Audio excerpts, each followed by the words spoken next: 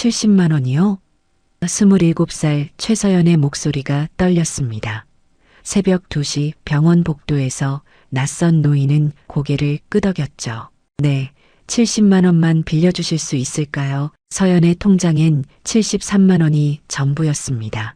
어머니 입원비로 70만 원을 내면 3만 원으로 일주일을 버텨야 했죠. 그런데 지금 이 노인에게 70만 원을 빌려주면 자신은 어떻게 되는 걸까요? 서연은 노인의 떨리는 손을 봤습니다. 그 순간 이상하게 아버지가 떠올랐죠. 그리고 손이 먼저 움직였습니다. 받으세요. 제 전 재산이에요. 정확히 일주일 뒤 서연의 회사 앞에 검은색 벤츠가 5대나 줄지어 들어왔습니다.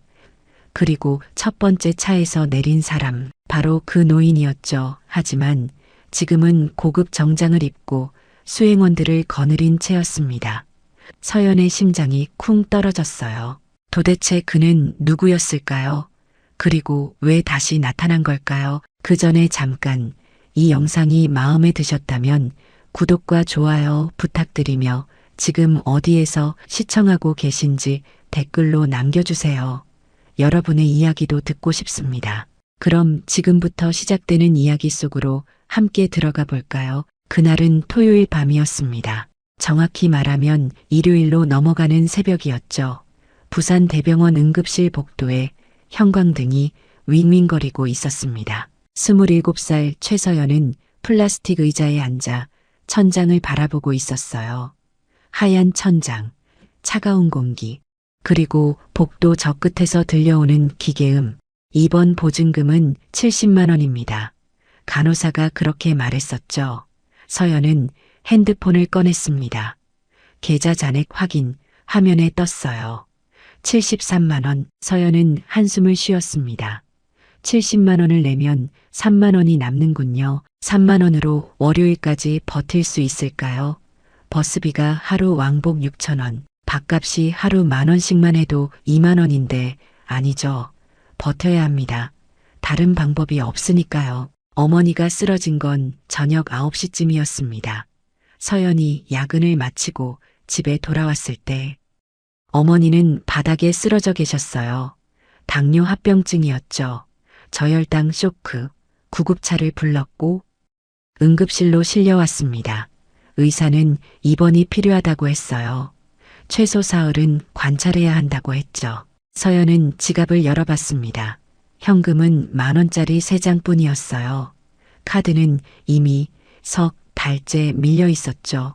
월급은 180만 원인데 병원비가 한 달에 35만 원, 월세가 45만 원, 생활비까지 합치면 매달 적자였습니다. 그래도 어떻게든 버텨왔어요.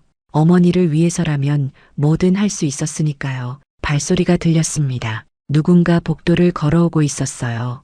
천천히, 조심스럽게 서연은 고개를 돌렸죠. 60대로 보이는 남자였습니다. 회색 코트를 입고 있었어요. 낡은 코트였지만 뭔가 달랐죠. 천이 좋아 보였어요. 그리고 손에 든 서류 가방, 가죽이 낡았지만 질감이 고급스러웠습니다. 실례합니다. 노인이 말을 걸었어요. 목소리는 차분했습니다. 당황한 기색이 없었죠. 오히려 예의 바른 느낌이었어요. 서연은 노인을 올려다봤습니다. 난처한 부탁인데요. 노인이 계속 말했습니다. 지갑을 잃어버렸습니다. 서연은 잠시 망설였어요. 요즘 세상에 이런 수법도 있나 싶었죠. 하지만 노인의 표정은 진지했습니다. 집까지 가야 하는데. 방법이 없어서요. 노인이 말했어요. 서연은 알았습니다. 다음에 올 말을 혹시 돈을 좀 빌려주실 수 있을까요? 서연은 한숨을 쉬었죠. 얼마나 필요하신데요? 자동으로 나온 대답이었습니다. 노인은 잠시 망설이더니 대답했어요. 70만 원이면 됩니다. 서연은 귀를 의심했습니다. 70만 원이요. 교통비로요. 말이 안 됐죠. 부산에서 서울까지 택시를 타도 그 정도는 안 드는데요. 서연은 노인을 다시 봤습니다. 노인은 진지했어요. 70만 원을 마치 10만 원처럼 말하고 있었죠. 집이 좀 멉니다. 노인이 설명했어요. 그리고 병원도 들러야 할 것 같고요. 서연은 고개를 끄덕였지만 이해가 안 됐습니다. 70만 원이요. 그건 서연에게 거의 전 재산이었어요. 통장에 73만 원밖에 없는데 그중 70만 원을 노인에게 빌려준다고요. 저도 지금 형편이 서연이 말하려는데 노인이 기침을 했습니다. 거칠게, 심하게, 손으로 입을 막으며 기침했어요. 그리고 벽에 기댔죠. 얼굴이 창백해졌습니다. 서연은 자리에서 일어났어요. 괜찮으세요? 네, 괜찮습니다. 노인이 대답했지만 손은 떨리고 있었어요. 이마에 땀이 맺혀 있었죠. 서연은 그 떨리는 손을 봤습니다. 그 순간이었어요. 뭔가가 가슴속에서 치밀어 올랐죠. 아버지였습니다. 몇 년 전 돌아가신 아버지의 손도 그랬었어요. 떨리고 차갑고 힘이 없었죠. 잠깐만 기다려 보세요. 서연은 그렇게 말하고 있었습니다. 자신도 놀랐어요. 무슨 말을 하는 건지 모르겠더라고요. 하지만 발은 이미 ATM 쪽으로 향하고 있었습니다. 기계 앞에 섰어요. 카드를 넣었죠. 비밀번호를 눌렀습니다. 화면에 메뉴가 떴어요. 출금, 손가락이 떨렸습니다. 70만 원, 정말 할 건가요? 이러면 자신은 어떻게 되는 거죠? 3만 원으로 일주일을 버틸 수 있을까요? 아니, 어머니 입원비는 어떻게 내죠? 하지만 손은 이미 확인 버튼을 누르고 있었습니다. 기계가 돈을 세기 시작했어요. 윙 소리가 났죠. 그리고 돈이 나왔습니다. 70만 원, 10,000원짜리로 70장. 서연은 돈을 받아들고 노인에게 돌아갔습니다. 여기요. 서연이 돈을 건넸어요. 노인은 눈을 크게 떴습니다. 믿을 수 없다는 표정이었죠. 정말. 주시는 겁니까? 네, 서연이 대답했습니다. 제가 가진 거의 전부지만요. 노인은 두 손으로 돈을 받았어요. 떨리는 손으로요. 감사합니다. 노인의 목소리도 떨렸습니다. 정말 감사합니다. 성함을 여쭤봐도 될까요? 최서연이요. 서연이 대답했죠. 노인은 명함을 꺼내봤습니다. 최서연 씨, 노인이 명함을 보며 중얼거렸어요. 절대 잊지 않겠습니다. 내일 아침 꼭 찾아뵙겠습니다. 노인은 깊게 고개를 숙였습니다. 그리고 천천히 걸어갔어요. 서연은 그 뒷모습을 봤죠. 회색 코트, 낡은 서류 가방 하지만 자세는 반듯했습니다. 뭔가 이상했어요. 평범한 노인 같지 않았죠. 서연은 다시 ATM 앞으로 갔습니다. 이번엔 현금 서비스였어요. 통장엔 3만 원밖에 없으니까요. 어머니 입원비 70만 원을 내려면 빌려야 했죠. 카드를 넣었습니다. 현금 서비스 메뉴를 눌렀어요. 70만 원 확인. 기계가 또 돈을 세기 시작했습니다. 빚이 생겼습니다. 70만 원의 빚이요. 하지만 어쩔 수 없었어요. 어머니는 입원해야 했으니까요. 서연은 돈을 받아들고 수납창고로 갔습니다. 입원 보증금 납부하러 왔어요. 네, 환자분 성함이요. 김혜숙이요. 수납을 마치고 서연은 다시 의자에 앉았습니다. 핸드폰을 꺼내 통장을 확인했어요. 잔액 3만 원, 그리고 카드 대출 70만 원. 서연은 한숨을 쉬었죠. 이번 주는 정말 힘들겠네요. 하지만 후회는 없었습니다. 이상하게도 마음이 편했어요. 오히려 가벼운 느낌이었죠. 보호자분, 간호사가 불렀습니다. 환자분 병실로 옮겼어요. 들어가 보세요. 서연은 일어나 병실로 향했습니다. 복도를 걸으며 생각했어요. 그 노인은 정말 내일 올까요? 아마 안 오겠죠. 70만 원 가지고 사라졌을 거예요. 하지만 괜찮습니다. 서연은 그렇게 생각했어요. 적어도 누군가를 도왔으니까요. 병실 문을 열었습니다. 어머니가 침대에 누워 계셨어요. 링거를 맞고 계셨죠. 서연은 어머니 곁에 앉았습니다. 엄마 서연아. 어머니가 가느다란 목소리로 대답했어요. 미안하다. 엄마 때문에 또 괜찮아요. 엄마. 서연이 어머니 손을 잡았습니다. 차가운 손이었어요. 그냥 쉬세요. 창밖을 봤습니다. 새벽 하늘이 조금씩 밝아오고 있었어요. 곧 아침이었죠. 서연은 생각했습니다. 일어나는 일은 어떻게든 될 거예요. 지금까지 그랬던 것처럼요. 하지만 서연은 알지 못했습니다. 이 선택이, 이 70만 원이 자신의 인생을 완전히 바꿔놓을 거라는 거요. 월요일 아침이었습니다. 서연은 겨우 2시간을 잔 채 출근했어요. 새벽 6시에 병원을 나와 집에 들러 씻고 옷을 갈아입었죠. 거울을 봤습니다. 얼굴이 퉁퉁 부어 있었어요. 눈 밑에 다크서클이 짙게 깔렸죠. 하지만 회사엔 가야 했습니다. 결근할 여유가 없었으니까요. 오전 9시 부산 센텀시티에 있는 한양무역 본사 3층이었습니다. 서연은 관리팀 책상에 앉아 컴퓨터를 켰어요. 평소와 다름없는 월요일 아침처럼 보였죠. 동료들이 하나둘 출근하기 시작했습니다. 서연 씨, 안녕하세요. 네, 안녕하세요. 서연은 인사를 받으며 대답했어요. 서연 씨, 커피 한 잔 할래요? 옆자리에 앉은 이수진 대리가 머그잔을 들고 다가왔습니다. 수진 대리는 35살로 관리팀에서 10년째 근무 중이었어요. 겉으로는 무뚝뚝하지만 속정이 있는 사람이었죠. 감사합니다. 대리님, 서연이 커피를 받았습니다. 따뜻했어요. 주말 잘 보냈어요? 수진 대리가 물었습니다. 네, 그냥 집에 있었어요. 서연이 대답했죠. 거짓말이었습니다. 병원에서 밤을 새웠다는 말은 하고 싶지 않았어요. 그래요. 얼굴이 좀 피곤해 보이네요. 아, 네. 잠을 못 자서요. 오전 10시쯤이었습니다. 갑자기 사무실 문이 열렸어요. 관리팀 최서연 씨 계십니까?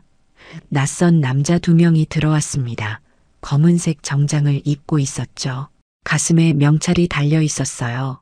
감사실이라고 적혀 있었습니다. 순간 사무실 공기가 얼어붙었습니다. 감사실이요. 서연은 심장이 쿵 내려앉는 걸 느꼈어요. 네, 제가 최서연인데요. 서연이 자리에서 일어났습니다.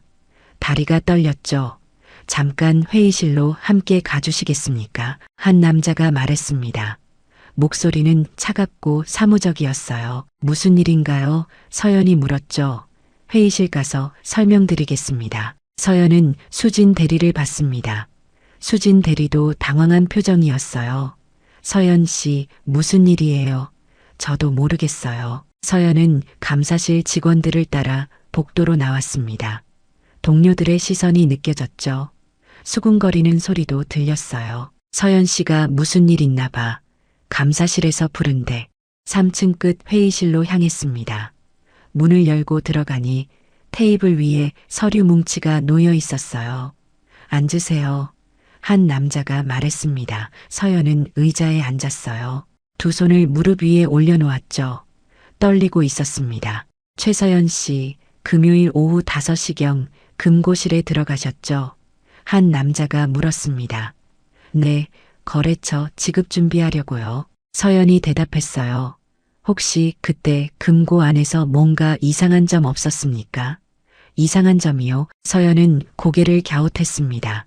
무슨 말인지 이해가 안 됐어요. 감사실 직원이 서류 한 장을 꺼내 테이블 위에 놓았습니다. 금요일 금고 잔액 확인 내역입니다. 남자가 설명했어요. 오전 10시 1230만 원이었습니다. 그런데 오후 6시 최종 확인 결과 1160만 원이었어요. 서연은 숨이 막히는 걸 느꼈습니다. 70만 원이 사라졌습니다. 서연의 얼굴이 하얗게 질렸어요. 70만 원이요. 바로 그 금액이었습니다. 토요일 새벽 병원에서 노인에게 건넨 돈이었죠. 그건 서연이 말하려 했지만 목소리가 나오지 않았어요. CCTV를 확인했습니다. 남자가 계속 말했죠. 금요일 오후 금고실에 들어간 사람은 최서연 씨 혼자였습니다. 저는 회사 돈을 만지지 않았어요. 서연이 급히 말했습니다. 제 통장에서 뽑은 거예요. 제 돈이요. 증거가 있습니까? 남자가 물었어요. 통장 내역이 있어요. 서연이 가방에서 핸드폰을 꺼냈습니다. 은행 앱을 켰죠. 금요일 오후 4시 반에 ATM에서 70만 원 출금했어요. 여기요. 서연은 핸드폰 화면을 보여줬습니다. 감사실 직원이 화면을 확인했어요. 네, 출금 기록은 확인됩니다. 남자가 고개를 끄덕였죠. 하지만 문제는 시간대입니다. 시간대요. 금고실 CCTV를 보면 최서연 씨가 오후 5시 10분에 들어가서 5시 25분에 나왔습니다. 15분 동안 금고실에 혼자 계셨죠. 네, 거래처 지급 서류 정리하고 있었어요. 서연이 설명했습니다. 그런데 그 15분 사이에 금고 현금이 70만 원 줄었습니다. 남자가 말했어요. 서연은 머리가 하얘지는 걸 느꼈습니다. 제가 회사 돈을 훔쳤다는 말씀이신가요? 그렇다고 단정하는 건 아닙니다. 남자가 대답했어요. 다만 정황상 확인이 필요합니다. 저는 절대 안 그랬어요. 서연의 목소리가 떨렸습니다. 정말이에요. 제 돈을 뽑은 거라고요. CCTV를 다시 확인해 보시면 CCTV에는 사각지대가 있습니다. 남자가 말했죠. 금고 안쪽 구석은 찍히지 않아요. 서연은 말문이 막혔습니다. 어떻게 증명할 수 있을까요? 일단 오늘은 이 정도로 하겠습니다. 남자가 서류를 정리했어요. 추가 조사가 필요하면 다시 연락드리겠습니다. 업무는 평소대로 보시면 됩니다. 네, 서연은 힘없이 대답했습니다. 회의실 문을 열고 나왔어요. 복도가 너무 길게 느껴졌죠. 사무실로 돌아왔을 때 동료들의 시선이 느껴졌습니다. 어색한 침묵이 흘렀어요. 서연은 책상에 앉았습니다. 컴퓨터 화면이 흐릿하게 보였어요. 눈물이 맺혔죠. 서연 씨, 수진 대리가 다가왔습니다. 무슨 일이에요? 대리님, 저 정말 아무것도 안 했어요. 서연의 목소리가 떨렸어요. 알아요. 진정해요. 수진 대리가 서연의 어깨를 토닥였습니다. 괜찮을 거예요. 하지만 괜찮지 않았습니다. 점심시간이 되자 동료들이 수군거리기 시작했어요. 서연 씨가 금고 돈을 뺐대. 정말이야. 감사실에서 조사 중이래. 서연은 그 소리들을 들으며 책상에 앉아 있었습니다. 밥을 먹을 수가 없었어요. 오후 3시였습니다. 서연의 핸드폰이 울렸어요. 모르는 번호였죠. 여보세요. 보호자님, 부산대병원입니다. 간호사 목소리였어요. 환자분 추가 검사가 필요해서요. 비용이 35만 원 정도 나올 것 같습니다. 서연의 가슴이 철렁 내려앉았습니다. 지금 당장 내야 하나요? 오늘 안에 납부해 주시면 됩니다. 전화를 끊고 서연은 통장을 확인했어요. 잔액 3만 원, 그리고 카드 대출 70만 원, 35만 원을 어디서 구하죠? 서연은 고개를 감싸 쥐었습니다. 서연아, 누군가 불렀습니다. 고개를 드니 박민준이 서 있었어요. 민준은 한양무역법무팀 변호사였습니다. 28살로 서연의 부산대 동창이었죠. 민준아, 서연이 일어났어요. 소문 들었어. 감사실에서 불러갔다며. 응. 서연은 고개를 끄덕였습니다. 괜찮아. 민준이 서연의 어깨를 잡았어요. 나한테 자세히 얘기해봐. 뭔가 방법이 있을 거야. 서연은 그제야 눈물을 터뜨렸습니다. 밖에 나가서 얘기하자. 민준이 서연을 이끌고 사무실을 나왔습니다. 건물 뒤편 작은 벤치에 앉았어요. 천천히 얘기해봐.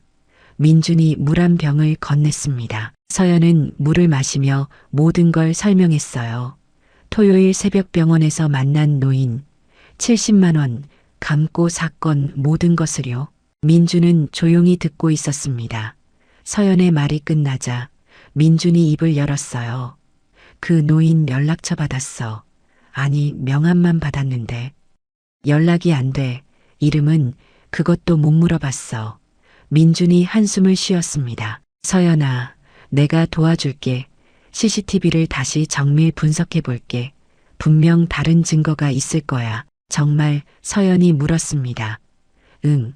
그리고 그 노인도 찾아보자. 병원 CCTV가 있을 거 아니야. 고마워. 민준아. 서연은 민준을 봤어요. 눈물이 또 글썽였죠.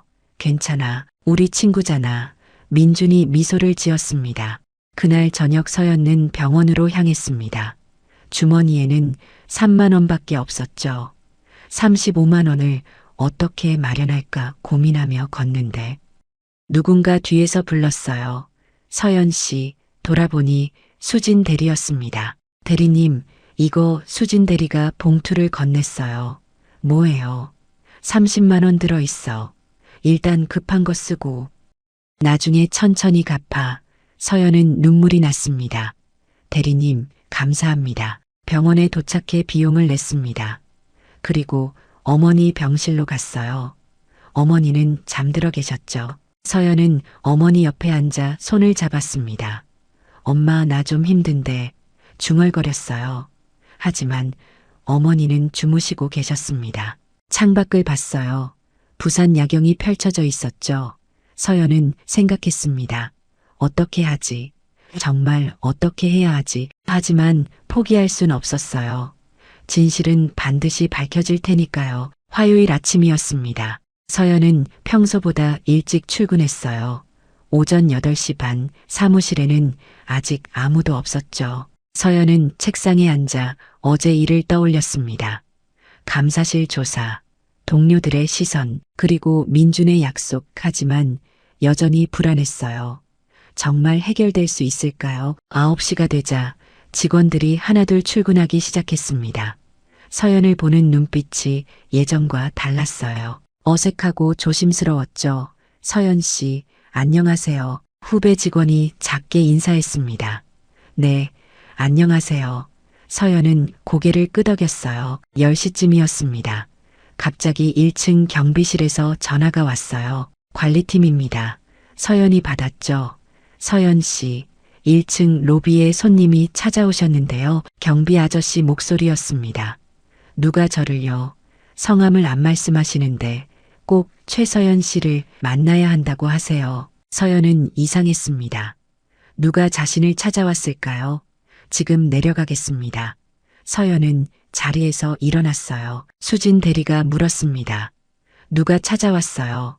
모르겠어요. 내려가 봐야 할 것 같아요. 서연은 서둘러 엘리베이터를 탔습니다. 1층으로 내려갔죠. 로비에는 한 노인이 서 있었어요. 서연은 그 순간 숨이 멎는 줄 알았습니다. 토요일 새벽 병원에서 만났던 바로 그 노인이었으니까요. 하지만 지금은 달랐습니다. 회색 코트 대신 고급스러운 회색 정장을 입고 있었어요. 손에는 서류 봉투를 들고 있었죠. 저기요. 서연이 다가갔습니다. 노인이 돌아봤어요. 아, 최서연 씨. 노인이 밝게 웃었습니다. 어제보다 얼굴에 생기가 있어 보였어요. 토요일에는 정말 감사했습니다. 아, 네. 서연은 어색하게 대답했습니다. 정말 오셨네요. 약속을 지켜야죠. 노인이 서류 봉투를 열었어요. 안에서 돈 뭉치를 꺼냈습니다. 10,000원짜리로 묶여 있었죠. 70만 원, 그리고 이자로 10만 원 더 넣었습니다. 노인이 말했어요. 80만 원입니다. 아니에요. 이자는 괜찮습니다. 서연이 손을 저었어요. 아닙니다. 제 마음입니다. 노인은 돈을 서연 손에 쥐어줬습니다. 그날 밤 정말 막막했거든요. 최서연 씨가 아니었으면 큰일 날 뻔했어요. 노인의 목소리가 진지했습니다. 서연은 돈을 받을 수밖에 없었죠. 감사합니다.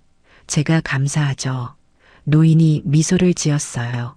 그런데 여기서 일하시는군요. 네, 관리팀에서 일하고 있습니다. 관리팀이요. 노인이 서연을 물끄러미 바라봤어요. 그 눈빛에는 묘한 감정이 담겨 있었습니다. 혹시 지금 시간 괜찮으시면 커피 한잔 하실래요? 노인이 물었습니다.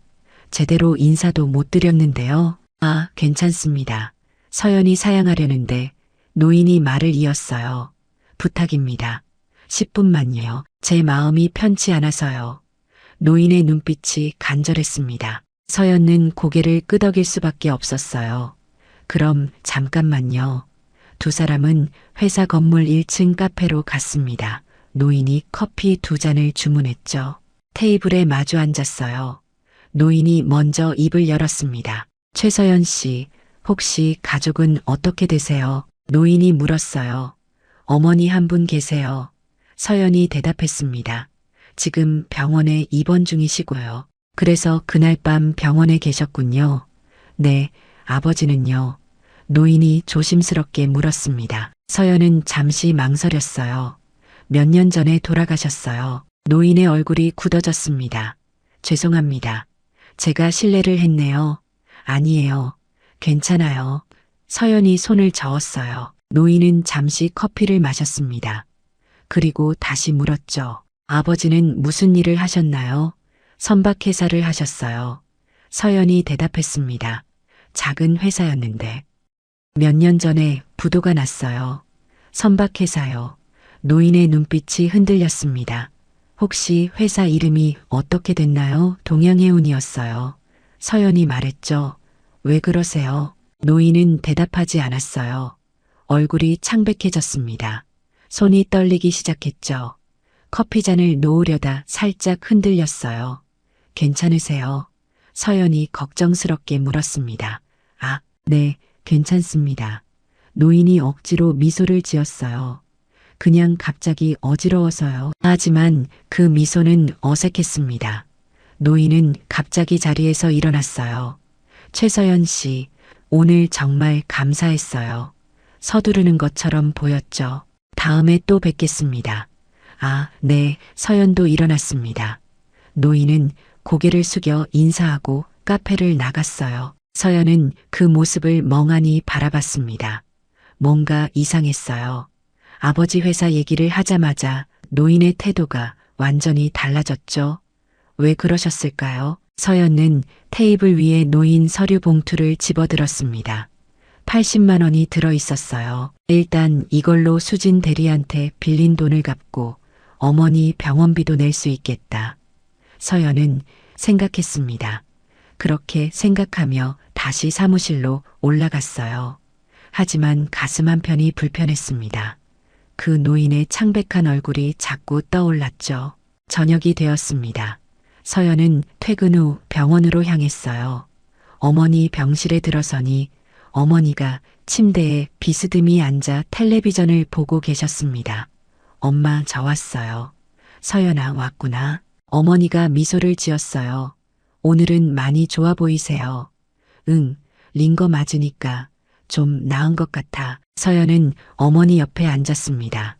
텔레비전에서는 저녁 뉴스가 나오고 있었어요. 한국해운그룹 강태민 명예회장. 사회공헌 재단 설립 발표. 앵커가 말했습니다. 화면에 한 노인이 나왔어요. 정장을 입고 기자회견장에서 말하고 있었죠. 서연은 그 얼굴을 보는 순간 얼어붙었습니다. 바로 그 노인이었어요. 오늘 아침 회사로 찾아왔던, 토요일 새벽 병원에서 만났던 그 사람이었죠. 저 사람이. 서연의 입에서 작은 소리가 새어나왔습니다. 왜 저 사람 알아? 어머니가 물었어요. 아니에요. 서연은 얼떨결에 대답했습니다. 하지만 눈은 화면에서 떼지 못했어요. 뉴스 앵커가 계속 말했습니다. 한국해운그룹 강태민 명예회장은 오늘 기자회견을 열고 중소기업 지원을 위한 재단을 설립하겠다고 밝혔습니다. 과거 한국해운그룹 계열사의 운임료 지원으로 피해를 입은 중소업체들을 돕기 위한 조치라고 합니다. 앵커가 말했죠. 서연의 심장이 쿵 떨어졌어요. 강태민, 한국해운그룹 명예회장, 그가 바로 70만 원을 빌려간 그 노인이었던 겁니다. 서연은 핸드폰을 꺼내 검색했습니다. 강태민이라고 쳤어요. 수많은 기사가 쏟아졌죠. 사진도 여러 장 나왔습니다. 모두 그 노인이 맞았어요. 한국해운그룹 부산본사 국내 10대 대기업. 서연은 손이 떨렸습니다. 그리고 다음 검색어를 쳤습니다. 한국해운그룹 동양해운. 검색 결과가 떴어요. 몇 년 전 신문 기사였습니다. 한국해운물류 운임료 지원으로 하청업체 연세부도. 서연은 기사를 클릭했어요. 몇 년 전 한국해운그룹 계열사인 한국해운물류가 하청업체들에게 운임료 지급을 수개월간 지연하면서 10여 곳의 중소선박회사가 연쇄부도를 맞았다. 기사 내용이었습니다. 그리고 피해 업체 명단이 나열되어 있었어요. 서연은 숨을 참으며 명단을 내려갔습니다. 그리고 발견했어요. 동양해운 대표 최동욱, 서연의 아버지였습니다. 아빠. 서연은 중얼거렸습니다. 눈물이 맺혔어요.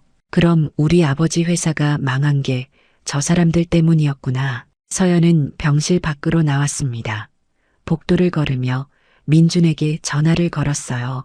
여보세요. 민준아, 나야. 서연의 목소리가 떨렸습니다. 무슨 일이야? 그 노인, 한국해운그룹 명예회장이야.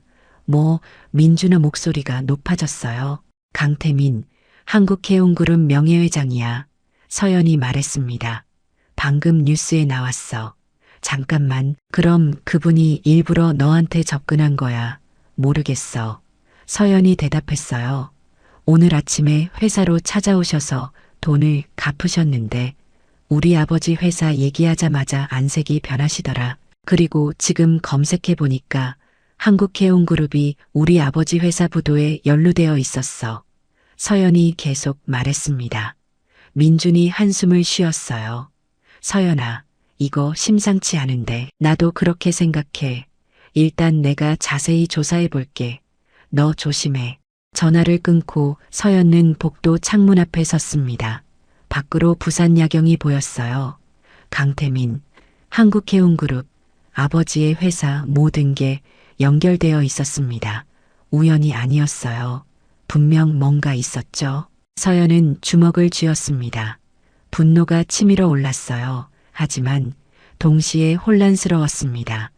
그날 밤 병원에서 만난 노인, 떨리는 손, 절박한 눈빛, 그건 연기였을까요? 아니면 진심이었을까요? 서연은 알 수 없었습니다. 하지만 한 가지는 확실했어요. 이제 모든 게 달라졌습니다. 단순히 70만 원을 빌려준 이야기가 아니었죠. 이건 서연의 과거와 연결된 일이었습니다. 아버지와 관련된 일이었어요. 서연은 창밖을 바라보며 다짐했습니다. 진실을 알아내야 해. 무슨 일이 있었는지 반드시 알아낼 거야. 수요일 아침이었습니다. 서연은 평소처럼 출근했지만 마음은 복잡했어요. 강태민, 한국해운그룹, 아버지의 회사, 모든 게 머릿속을 맴돌았죠. 사무실에 앉아 일을 하려 했지만 집중이 안 됐습니다. 그때 갑자기 사무실 문이 열렸어요.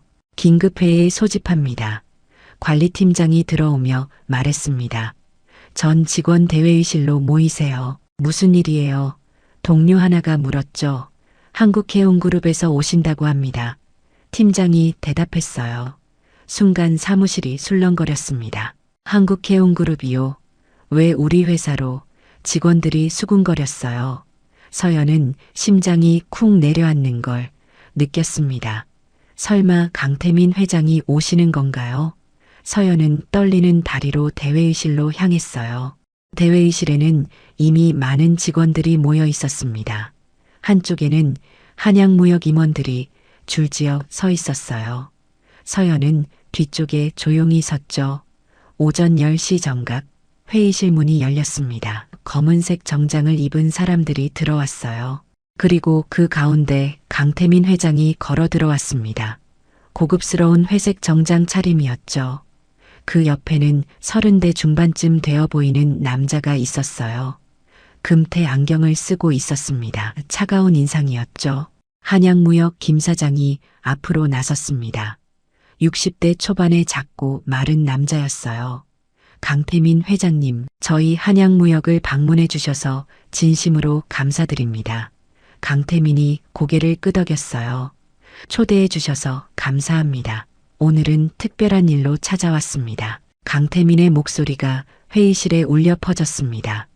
단단하고 자신감 있는 목소리였죠. 제가 며칠 전 어려운 상황에 처했을 때 한 분이 저를 도와주셨습니다. 강태민이 말했어요. 관리팀 최서연 씨 앞으로 나와주시겠습니까? 순간 회의실이 숨을 멈췄습니다. 모든 시선이 서연에게 쏠렸어요. 서연은 다리에 힘을 주고 앞으로 걸어나갔습니다. 떨리는 걸음이었죠. 강태민 앞에 섰어요. 두 사람의 눈이 마주쳤습니다. 안녕하십니까? 최서연입니다. 서연의 목소리가 떨렸어요. 강태민이 천천히 자리에서 일어났습니다. 그리고 서연을 향해 깊게 고개를 숙였어요. 감사합니다. 회의실이 술렁거렸습니다. 재벌 회장이 평범한 회사원에게 고개를 숙이는 모습은 상상할 수 없는 일이었죠. 회장님, 서연이 당황해서 손을 흔들었습니다. 아닙니다. 제가 감사드려야 합니다. 강태민이 고개를 들었어요. 눈가에 눈물이 맺혀 있었습니다. 여러분께 말씀드리겠습니다. 강태민이 직원들을 향해 말했죠.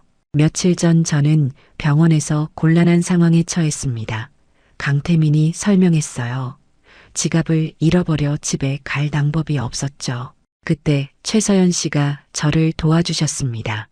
강태민의 목소리가 떨렸습니다. 70만 원을, 자신의 전 재산이나 다름없는 돈을 낯선 노인에게 선뜻 빌려주셨어요. 저는 그날 밤 오랜만에 사람의 선의를 느꼈습니다. 강태민이 계속 말했습니다. 아무런 조건 없이, 아무런 대가 없이 남을 돕는 마음으로. 직원들이 숨죽여 듣고 있었어요. 어떤 이는 눈물을 닦고 있었습니다. 제가 한국해운그룹 회장이라는 걸 알았다면 최서연 씨는 아마 도와주지 않았을 겁니다. 강태민이 서연을 바라봤습니다. 뭔가 바라는 게 있어서 도와주는 거라고 오해받을까 봐요. 하지만 그날 밤 최서연 씨는 그저 한 사람이 어려움에 처한 걸 보고 도와주셨습니다. 강태민이 수행원에게 손짓했어요. 수행원이 서류 봉투를 가져왔습니다. 최서연 씨, 이것은 제 감사의 표시입니다. 강태민이 봉투를 건넸어요. 받아주시겠습니까? 아니에요. 회장님, 서연이 손을 저었습니다. 저는 그냥 부디 받아주십시오. 제 마음입니다. 서연은 떨리는 손으로 봉투를 받았습니다. 안을 열어보니 수표가 들어 있었어요. 거액이었습니다. 회장님, 이건 너무 많습니다. 아닙니다. 최서연 씨의 선의는 돈으로 환산할 수 없는 것입니다. 강태민이 말했죠. 이건 단지 제 마음일 뿐입니다. 회의가 끝난 뒤 강태민이 서연에게 다가왔습니다. 최서연 씨, 잠깐 따로 얘기할 수 있을까요? 네, 회장님. 두 사람은 작은 응접실로 이동했어요. 금태 안경을 쓴 남자도 함께 따라왔습니다. 제 아들입니다. 강태민이 소개했어요. 한국해운그룹 전략실장 강준혁입니다. 처음 뵙겠습니다. 강준혁이 명함을 건넸습니다. 차가운 목소리였어요. 서연은 명함을 받았죠. 세 사람이 소파에 앉았습니다. 강태민이 먼저 입을 열었어요. 최서연 씨, 사실 제가 오늘 온 이유가 하나 더 있습니다. 네, 서연이 긴장한 표정으로 대답했어요. 어제 커피숍에서 서연 씨 아버지 얘기를 들었습니다. 동양해운이라고 하셨죠. 서연의 심장이 쿵 떨어졌어요. 네, 맞습니다. 그 회사가 몇 년 전에 부도가 났다고 하셨고요. 네, 강태민이 깊게 한숨을 쉬었습니다. 최서연 씨, 죄송합니다. 예, 서연은 무슨 말인지 이해가 안 됐어요. 몇 년 전 한국해운그룹 계열사의 운임료 지연 문제로 많은 중소업체가 피해를 입었습니다. 강태민이 말했습니다. 동양해운도 그중 하나였습니다. 서연의 얼굴이 창백해졌어요. 제가 당시 경영 일선에서 물러난 뒤라 자세히 몰랐습니다. 하지만 책임은 저에게 있습니다. 회장님, 서연은 말을 잇지 못했어요. 복잡한 감정이 밀려왔습니다. 분노, 슬픔, 혼란, 아버지를 잃은 슬픔이 다시 되살아났죠. 서연 씨 아버님께서 돌아가셨다고 하셨죠. 강태민이 물었습니다. 네, 서연이 작게 대답했어요. 정말 죄송합니다. 저는 그 사실을 뒤늦게 알았습니다. 강태민이 계속 말했죠. 그래서 중소기업지원재단을 만들기로 했습니다. 과거의 잘못을 조금이라도 바로잡기 위해서입니다. 강태민이 서연을 바라봤어요. 하지만 최서연 씨, 당신은 그 사실을 모르고 저를 도와주셨습니다. 원망할 수도 있는 사람을 말이죠. 강태민의 목소리가 떨렸습니다. 저는 회장님이 누구신지 몰랐어요. 서연이 대답했습니다. 알고 있습니다. 그래서 더 감동받았습니다. 강태민이 또다시 고개를 숙였어요. 며칠이 지났습니다. 서연은 평소처럼 출근했어요. 하지만 회사 분위기가 이상했습니다. 동료들이 서연을 보는 시선이 묘했죠. 부러움과 질투가 섞인 눈빛이었어요. 서연 씨, 대단하다. 재벌 회장한테 돈 받았잖아. 수군거리는 소리가 들렸습니다. 금요일 오후였습니다. 갑자기 1층 로비에서 전화가 왔어요. 서연 씨, 손님이 찾아오셨어요. 또요. 서연은 내려갔습니다. 로비에는 젊은 남자가 서 있었어요. 강준혁이었습니다. 실장님, 서연이 다가갔습니다. 최서연 씨, 잠깐 시간 있으십니까? 강준혁의 목소리는 차갑고 사무적이었어요. 네, 커피 한잔하고 싶은데 괜찮으시겠습니까? 서연은 뭐라고 대답해야 할지 몰랐습니다. 두 사람은 회사 앞 카페로 갔습니다. 구석자리에 앉았죠. 강준혁이 아메리카노 2잔을 주문했어요. 최서연 씨, 오늘 아버지께서 많이 감동받으신 것 같습니다. 강준혁이 말했습니다. 저도 회장님께 감사드립니다. 서연이 대답했어요. 하지만 제 입장에서는 조금 우려스럽습니다. 강준혁이 커피를 한 모금 마셨어요. 우려요. 아버지는 나이가 드셔서 감정에 많이 휘둘리십니다. 강준혁이 차갑게 말했습니다. 선의를 베푼 사람이라면 누구든 믿어버리시죠. 서연의 얼굴이 굳어졌어요. 하지만 저는 다릅니다. 저는 사람을 쉽게 믿지 않습니다. 무슨 말씀을 하시려는 건가요? 서연이 물었습니다. 최서연 씨, 혹시 계획적으로 아버지에게 접근하신 건 아닙니까? 예, 서연의 목소리가 높아졌어요. 아버지 회사가 한국해운그룹 때문에 망했다는 걸 알고 복수나 보상을 받기 위해 일부러 가까이 다가온 건 아닙니까? 절대 아닙니다. 서연이 소리쳤어요. 카페 사람들이 돌아봤습니다. 강준혁은 표정 하나 변하지 않았어요. 증명할 수 있습니까? 저는 정말 몰랐어요. 서연이 말했습니다. 회장님이 누구신지도 몰랐고 한국해운그룹이 우리 아버지 회사와 연관됐다는 것도 며칠 전에 알았어요. 그렇다면 왜 하필 그날 밤 병원에서 아버지를 만났습니까? 강준혁이 물었어요. 우연치고는 너무 완벽하지 않습니까? 서연은 입술을 깨물었습니다. 분노가 치밀어 올랐어요. 실장님, 저를 사기꾼 취급하시는 건가요? 그렇게 생각하진 않습니다. 강준혁이 대답했어요. 다만 확인하고 싶을 뿐입니다. 강준혁이 서류 봉투를 가리켰습니다.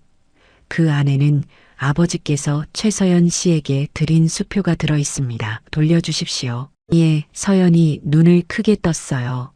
최서연 씨가 정말 선의로 아버지를 도와주신 거라면 그 돈은 필요 없으실 겁니다. 강준혁이 손을 내밀었어요. 하지만 회장님께서 주신 건데 서연이 말했습니다. 아버지는 감정적으로 결정하셨습니다.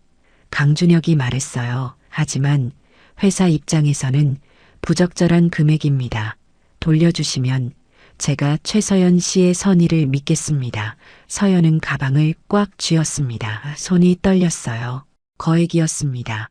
어머니 병원비, 밀린 카드가, 월세, 모든 걸 해결할 수 있는 돈이었어요. 하지만 지금 순간 이 돈을 받으면 자신이 정말 사기꾼이 되는 것 같았습니다. 서연은 천천히 가방에서 서류 봉투를 꺼냈어요. 테이블 위에 놓았습니다. 여기 있습니다. 강준혁이 봉투를 집어들었어요. 확인하더니 고개를 끄덕였습니다. 감사합니다. 이제 믿겠습니다. 강준혁이 일어섰어요. 서연도 따라 일어났습니다. 그럼 이만 가보겠습니다. 강준혁이 카페를 나갔어요. 서연은 그 자리에 멍하니 서 있었습니다. 방금 거액을 돌려준 거였어요. 자존심 때문에, 억울함 때문에 서연은 의자에 주저앉았습니다. 나 지금 뭐 한 거야 중얼거렸어요.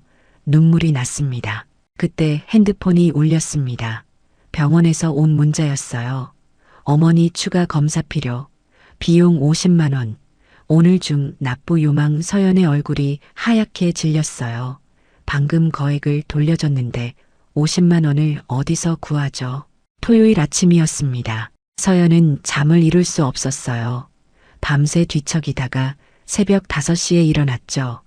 어제 강준혁과의 만남이 계속 떠올랐습니다.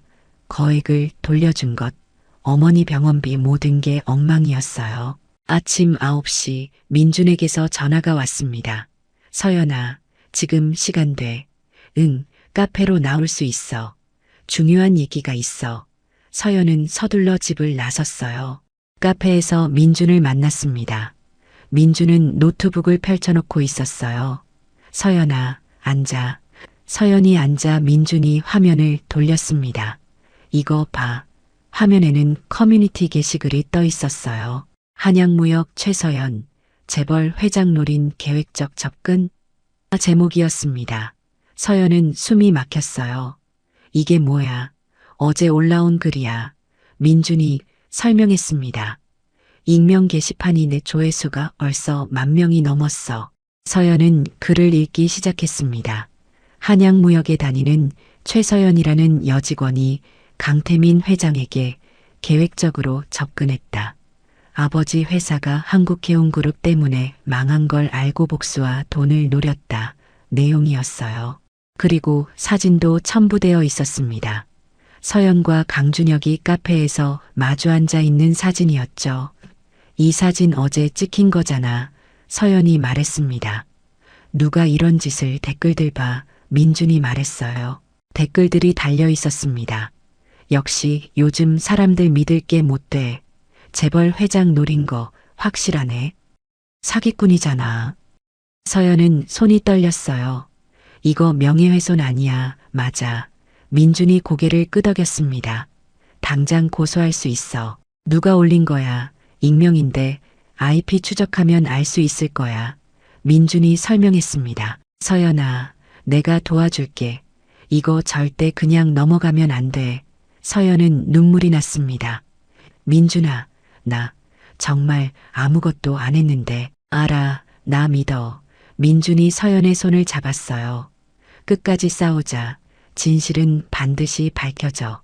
서연은 고개를 끄덕였습니다. 하지만 가슴 한편이 무너지는 것 같았어요. 월요일 아침 서연은 출근했습니다. 하지만 회사 분위기가 완전히 달랐어요. 동료들이 서연을 보며 수군거렸습니다. 저 사람이 그 최서연이야? 인터넷에 난리 났던데. 서연은 고개를 숙이고 자리로 갔어요. 오전 10시 김 사장실로 호출됐습니다. 서연은 떨리는 다리로 사장실로 향했어요. 들어오세요. 안으로 들어가니 김 사장이 심각한 표정으로 앉아 있었습니다. 앉으세요. 서연 씨, 인터넷에 올라온 글 봤습니다. 김 사장이 말했어요. 네, 사장님, 사실입니까? 아닙니다. 서연이 대답했습니다. 전혀 사실이 아닙니다. 저는 강준혁 실장님에게 아무 관심도 없습니다. 그럼 왜 이런 글이 올라온 겁니까? 김 사장이 물었어요.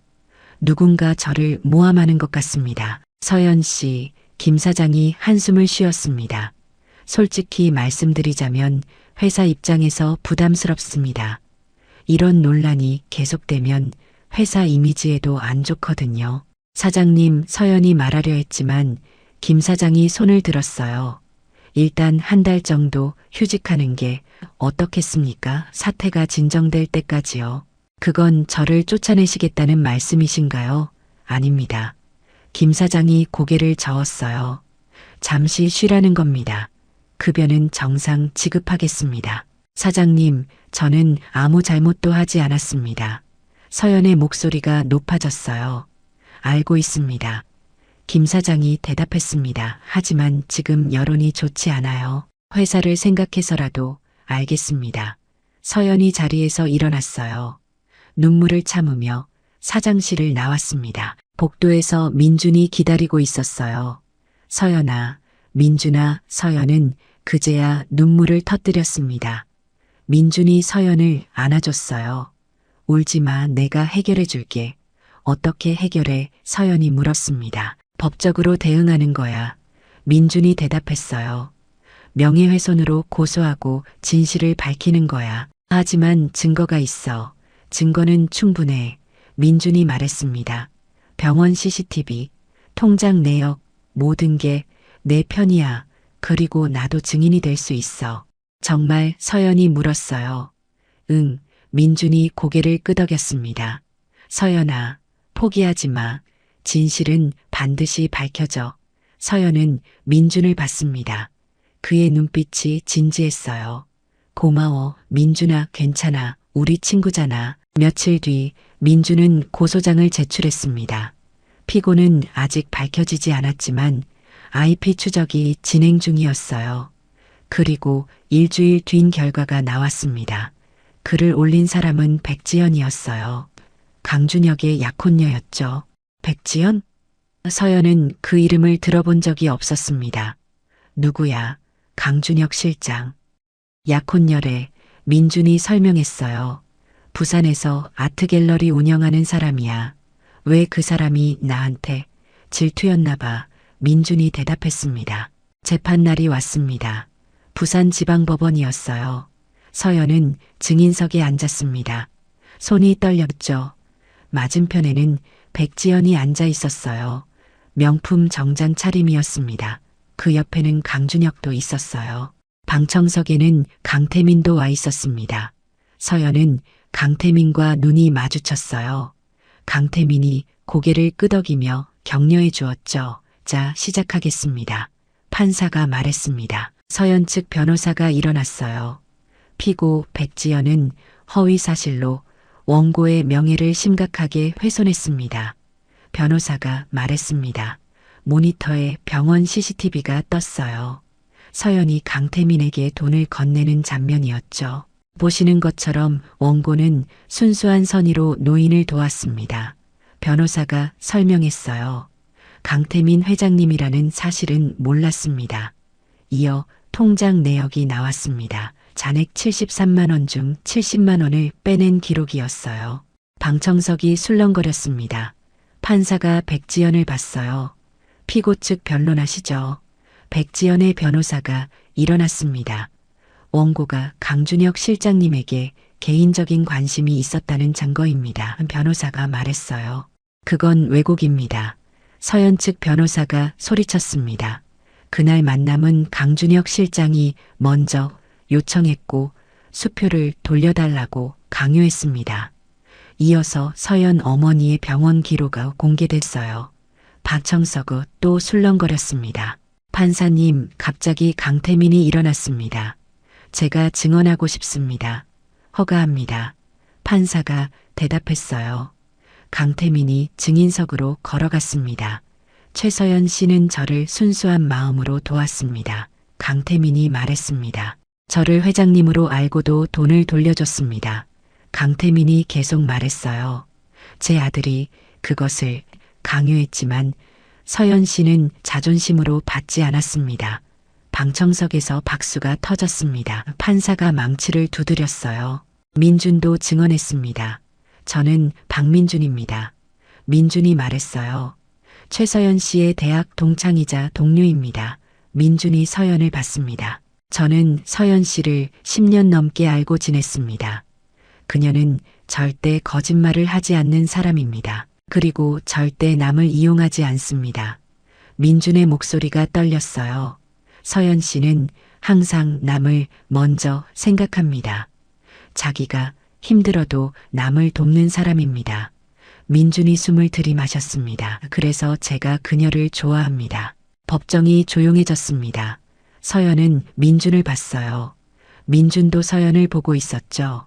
증언 끝났습니다. 민준이 증인석에서 내려왔습니다. 판사가 망치를 두드렸어요. 판결을 선고하겠습니다. 법정이 숨을 죽였습니다. 피고 백지연은 허위 사실을 유포하여 원고의 명예를 훼손한 사실이 인정됩니다. 판사가 말했어요. 따라서 벌금 500만 원 그리고 원고에게 위자료 1000만 원을 지급하라. 판사가 선고했습니다. 또한 모든 허위 게시물을 삭제하고 사과문을 게재하라. 방청석에서 박수가 터졌어요. 재판이 끝났습니다. 서연은 복도로 나왔어요. 민준이 다가왔습니다. 서연아, 잘했어. 민준아, 고마워. 서연이 말했습니다. 정말. 민준이 미소를 지었어요. 그때 강태민이 다가왔습니다. 최서연 씨, 회장님, 서연이 고개를 숙였어요. 죄송합니다. 강태민이 말했습니다. 제 며느리 될 사람이 이런 일을 저질렀네요. 괜찮습니다. 서연이 대답했어요. 아닙니다. 강태민이 고개를 저었습니다. 제가 아들을 제대로 교육하지 못했습니다. 그때 강준혁이 다가왔어요. 최서연 씨, 강준혁이 깊게 고개를 숙였습니다. 죄송합니다. 제가 지연을 제대로 못 봤습니다. 그리고 당신을 오해했습니다. 강준혁의 목소리가 떨렸어요. 괜찮습니다. 서연이 대답했습니다. 강준혁이 고개를 들었어요. 눈빛이 달라져 있었습니다. 더 이상 차갑지 않았어요. 저는 지연과 파혼하기로 했습니다. 강준혁이 말했습니다. 이런 사람과는 함께할 수 없습니다. 강태민도 고개를 끄덕였어요. 그리고 최서연 씨, 강태민이 말했습니다. 제가 조사한 게 있습니다. 동양해운 사건 말입니다. 강태민이 서류를 꺼냈어요. 당시 한국해운물류 구매팀장이 리베이트를 요구했습니다. 리베이트요? 서연이 물었습니다. 네, 강태민이 고개를 끄덕였어요. 리베이트를 주지 않은 업체에는 운임료를 늦게 지급한 겁니다. 강태민이 설명했습니다. 그리고 동양해운은 리베이트를 거부했습니다. 서연의 눈에 눈물이 맺혔어요. 그래서 운임료를 마지막까지 받지 못했고 결국 부도가 난 겁니다. 아버지는 끝까지 정직하셨던 거군요. 서연이 중얼거렸습니다. 그렇습니다. 강태민이 대답했어요. 정말 죄송합니다. 제가 회사를 제대로 관리하지 못했습니다. 강태민의 눈에도 눈물이 맺혔습니다. 서연은 그 서류를 받아들었어요. 손이 떨렸습니다.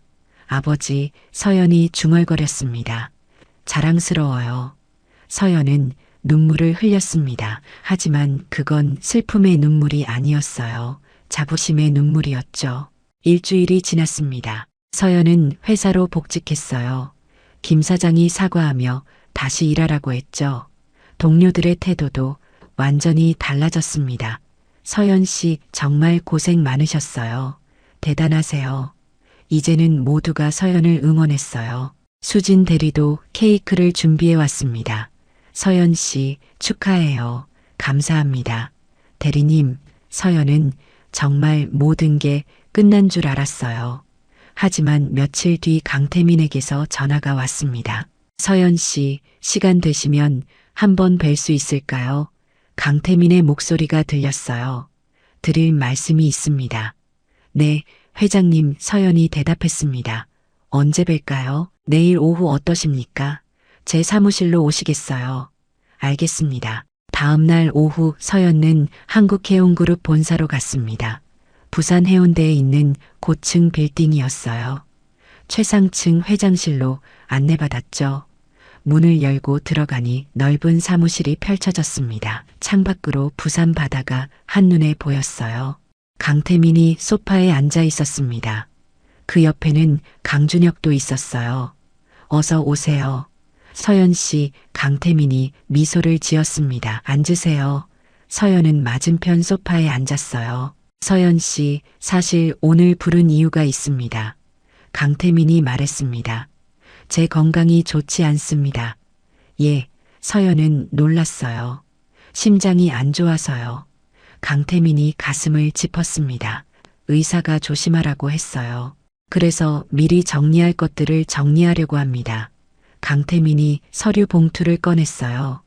이건 재단이사 제안서입니다. 재단이사요. 네, 강태민이 고개를 끄덕였습니다. 중소기업 지원 재단 말입니다. 서연 씨 같은 분이 재단에 계셔야 진정한 도움을 줄 수 있을 것 같습니다. 강태민이 설명했어요. 하지만 저는 경험도 없고 서연이 말하려 했지만 강태민이 손을 들었습니다. 배우면 됩니다. 준혁이도 도와줄 겁니다. 강준혁이 고개를 끄덕였어요. 제가 옆에서 돕겠습니다. 생각해 보겠습니다. 서연이 대답했어요. 감사합니다. 강태민이 미소를 지었습니다. 긍정적으로 검토해 주세요.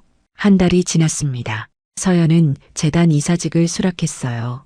한양무역에 사표를 냈고 동료들은 눈물을 글썽이며 배웅해 주었습니다. 서연 씨 꼭 성공하세요. 저도 잊지 않을게요. 수진 대리가 말했어요. 재단 사무실 첫 출근 날이었습니다. 강준혁이 직접 맞이했어요. 어서 오세요.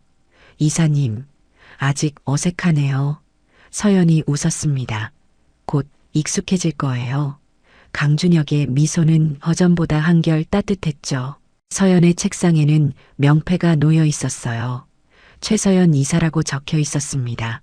서연은 손끝으로 명패를 쓰다듬었어요. 제가 이런 자리에 있어도 될까요? 당연하죠. 강준혁이 대답했습니다. 이사님이 바로 이 재단의 마음입니다. 그날 오후 강태민이 재단을 방문했습니다. 첫 출근은 어땠습니까? 좋았습니다. 회장님, 서연이 대답했어요. 다행이네요. 강태민이 창밖을 바라보며 말했습니다. 이 재단은 속죄의 의미도 있습니다. 너무 많은 사람을 외면해 왔거든요. 강태민이 말했습니다. 서연 씨 아버님도 그 중 한 분이셨죠. 회장님, 서연 씨, 당신이 나를 바꿨습니다. 강태민이 서연을 바라봤어요. 70만 원의 선의가 이렇게 큰 변화를 만들었어요. 강태민이 손을 내밀었습니다. 서연은 그 손을 꼭 잡았어요. 함께 좋은 일 합시다. 네, 회장님. 하지만 서연은 알지 못했습니다. 이것이 강태민과의 마지막 대화가 될 거라는 거요. 이틀 뒤 목요일 밤이었습니다. 강준혁에게서 급한 전화가 왔어요. 서연 씨, 아버지가 쓰러지셨어요. 뭐라고요? 서연은 깜짝 놀랐습니다. 지금 병원이에요.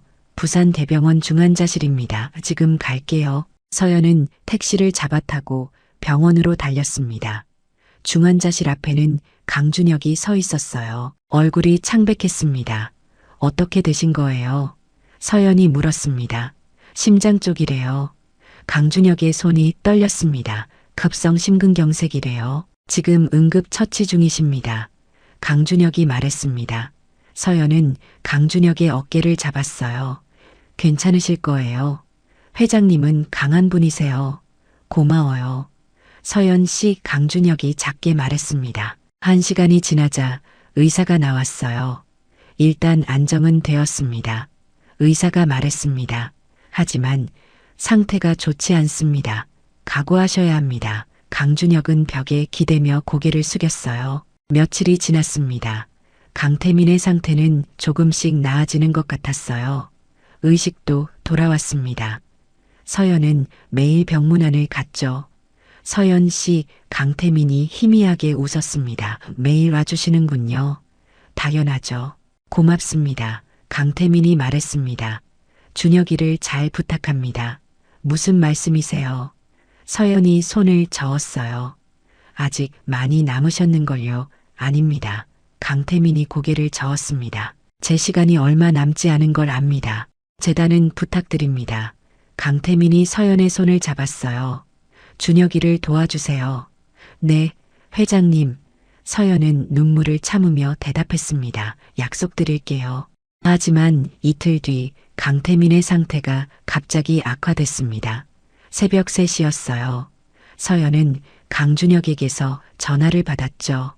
서연 씨 아버지가 강준혁의 목소리가 떨렸습니다. 지금 오실 수 있어요. 서연은 급히 병원으로 갔습니다.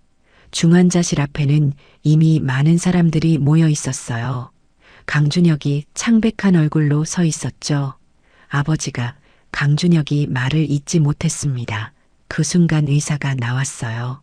유가족분들께 말씀드립니다. 의사가 고개를 숙였습니다. 환자분께서 오전 3시 17분에 운명하셨습니다. 강준혁이 주저앉았어요. 서연은 강준혁을 부축했습니다. 실장님, 아버지, 강준혁이 울기 시작했어요. 장례식이 열렸습니다. 한국해운그룹 본사 대강당이었어요. 수많은 조문객이 몰려왔죠. 서연은 상주석 옆에 조용히 서 있었습니다. 강준혁은 고개를 숙인 채 인사를 받았어요. 눈은 퉁퉁 부어 있었지만 끝까지 흐트러지지 않았습니다. 사흘 뒤 유언장이 공개됐습니다. 사랑하는 아들 준혁에게 그리고 존경하는 최서연 이사에게 변호사가 읽기 시작했어요. 강준혁과 서연이 서로를 바라봤습니다. 준혁아, 넌 훌륭한 아들이다. 유언장 내용이었습니다. 그러나 강함만으로는 부족하다. 따뜻함을 배워라. 강준혁의 눈가에 눈물이 맺혔어요. 최서연 이사, 당신은 희망을 줬다. 변호사가 계속 읽었습니다. 재단을 준혁이와 함께 이끌어다오. 한국해운그룹 지분의 60%는 준혁에게, 변호사가 말했습니다. 30%는 재단에, 10%는 최서연 이사에게 증여한다. 회의실이 조용해졌어요. 저는 받을 수 없어요. 서연이 말했습니다. 아버지의 뜻입니다.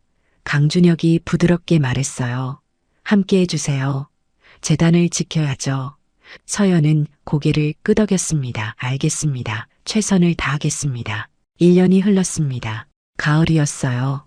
다시 단풍이 물든 계절이었죠. 중소기업 지원재단은 빠르게 성장했습니다. 500곳이 넘는 기업을 지원했고 수많은 유가족과 학생들을 도왔어요. 강태민 장학재단도 세워졌죠. 서연은 재단 이사로 메일을 보냈습니다. 일은 바빴지만 마음은 평화로웠어요.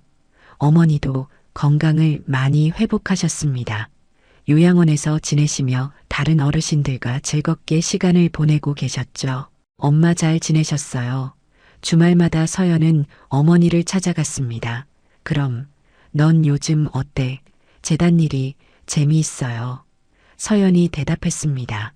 그래, 행복해 보여서 다행이다. 어머니가 서연의 손을 잡으며 말했어요. 어느 토요일 오후였습니다. 서연은 재단 일을 마치고 부산항으로 갔어요.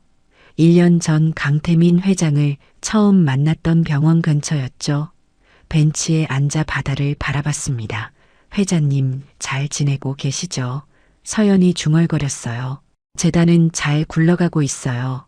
서연이 말했습니다. 많은 사람들을 도왔어요. 준혁 실장님도 많이 변했고요. 바람이 불어왔습니다. 따뜻한 가을바람이었어요. 마치 강태민이 대답하는 것 같았죠. 그때 누군가 다가왔습니다. 혹시 중소기업 재단 최서연 이사님 맞으세요? 젊은 여자가 아이들과 함께 서 있었어요. 저는 김윤아예요. 여자가 말했습니다. 재단 지원을 받았어요.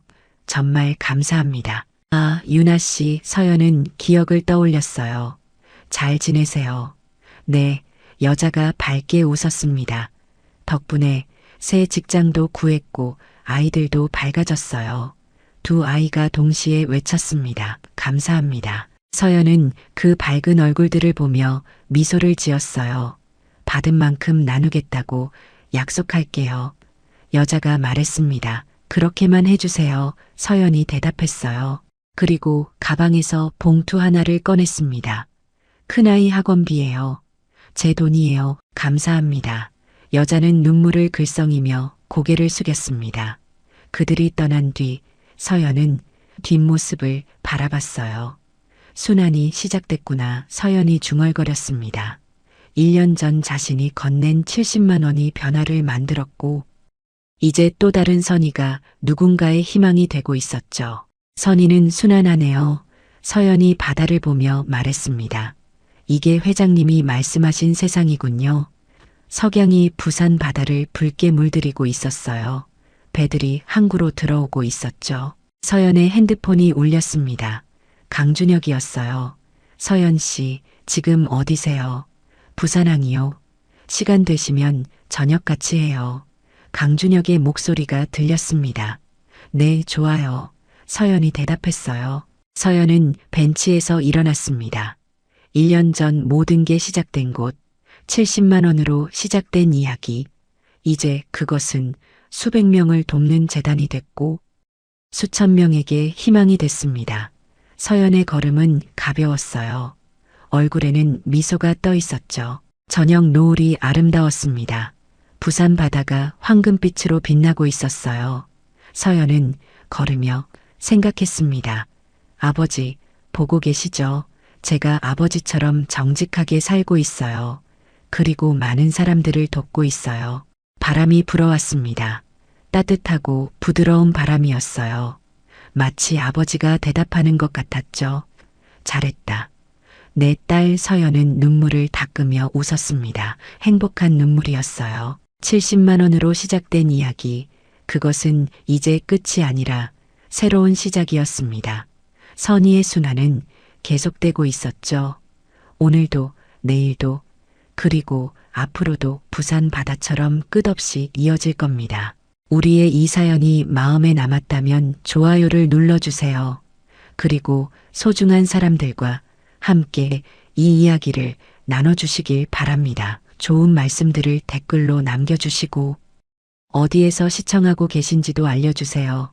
여러분의 따뜻한 참여가 저희 제작진에게 큰 힘이 됩니다. 영상 보시고 느끼신 감정 댓글로 함께 나눠주세요. 여러분의 한마디가 누군가에겐 큰 위로가 될 수 있습니다. 영상이 마음에 드셨다면 구독과 좋아요, 응원 부탁드립니다. 감사합니다.